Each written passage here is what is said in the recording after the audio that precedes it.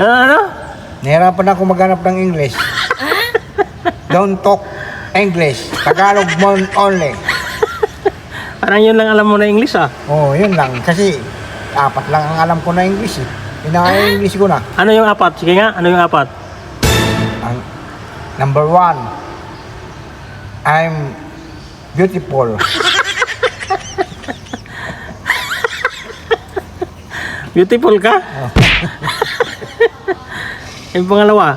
Pangalawa, Jean is bad. Pangatlo?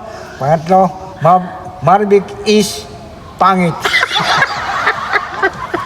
Patay ka kay Maribel. Ay, yung pang-4? Yung pang-4,